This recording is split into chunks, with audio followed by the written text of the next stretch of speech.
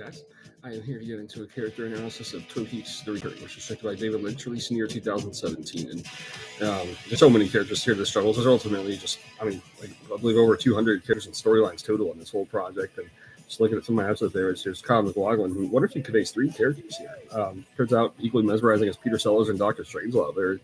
You just kind of get one of them as this classic personality you fit from the show, and then one is this purely evil doppelganger who reminds me a lot of he just plays one of the greatest villains I've ever seen. He reminds me a lot of Hyde Barnum in No Country for Old Men. It's just overwhelming force of evil. Then the other one is just to completely shatter its psyche after 25 years of entrapment. He's practically a blank state in a completely comedic kind of angle. Very wonderful. I think David Lynch just presents such a wonderful angle of dry comedy with this portion.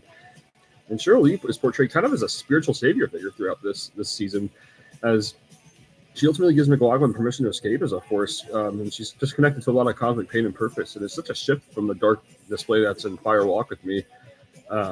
You have, of course, the classic like Detective David Lynch, Miguel Ferrer. Then you got Krista Bell, who's added to this detective character. She holds up as absolutely wonderful in all of this.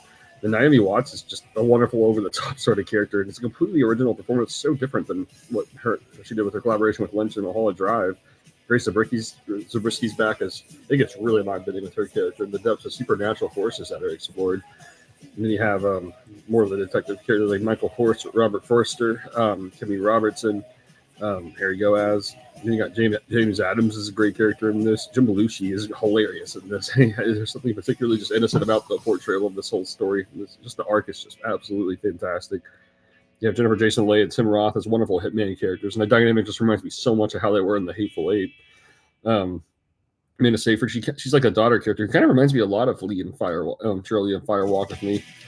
And then you have Caleb Landry Jones, very decayed kind of character. It seems like he was just in so many projects throughout the early 2010s. So then Russ Davian, James Marshall's better than ever, honestly, here. Harry Dean Stanton's back, and Matthew Lillard plays one of the greatest characters. He's just memorably raw, as sort of portraying an everyman who gets trapped into an overwhelming force of supernatural chaos, practically. And this just kind of is a wonderfully intense, emotional sort of character who fits in as someone who's in faces something overwhelmingly bizarre.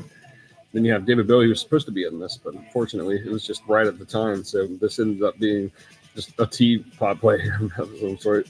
And Michael Cera is a wonderful cameo. It's brilliant, brief, and just plain old bizarre, but yet you never forget it. This is just mesmerizing character display from start to finish.